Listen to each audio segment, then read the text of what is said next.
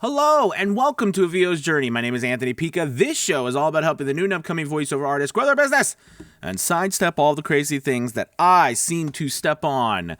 It is Wednesday, the 30th of June, the last day of June. We're moving into July. It's crazy. The 4th is coming up. Happy early 4th of July. I'm excited to talk to you today about some work I've been doing, voiceover work that I've been working on. And it was asked upon me, how do I become, or we want you to sound more tough. We want you to sound like, blue collar working men and women kind of thing. And I wanted to talk to you guys about that because we're often asked to do a multitude of different styles. And I don't hear a lot of people ever talking about this particular style, although I'm asked to do it, pretty often. So I wanted to dive into that with you today. Real quick, before we get into that, if you get an opportunity, please hit the like and subscribe button below. Also, please check out my link to how to make $20,000 in voiceover from Fiverr. There'll be a link below that course. It's really been an incredible course, helped hundreds and hundreds of people. You cannot go wrong, I promise, with that course. The link will be below, or you can go to avosjourney.com. Okay, so let's go ahead and dive into this topic. And I'm going to give you a couple of tips on how you can project I guess you could use the word toughness or get a little bit different delivery when someone's asking you to be a little bit more, blue collar or a little tougher with the read, okay? And this could be for a variety of things, whether it's products or services that are geared towards, more blue collar workers or, farming or different types of areas where people are just trying to target, or different parts of the country, right? So anyways, the first thing that you want to do is make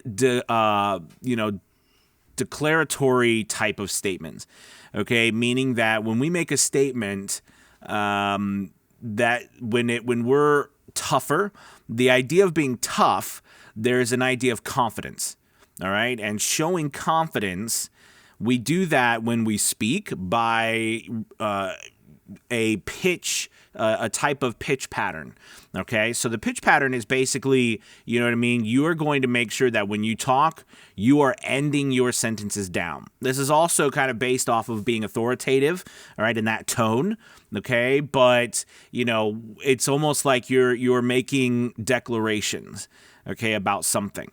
Also, when we are making these declaratory type of statements and we are not trying to explain ourselves through our voiceover, okay, then we are going to end our sentences or our statements a lot shorter.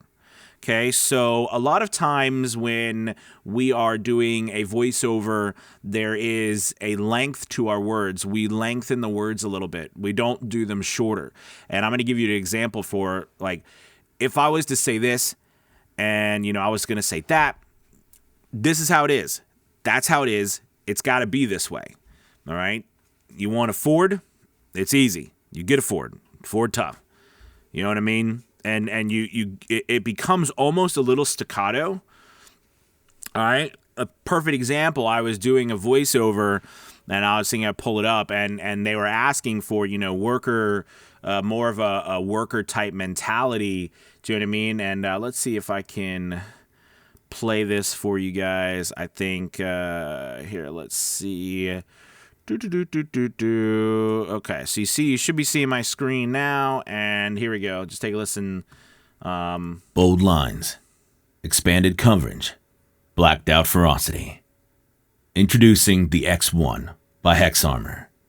Inspired by the workers of North America, and engineered to out-hustle the competition. Okay, so you kind of get an idea right there. Sorry, that's that.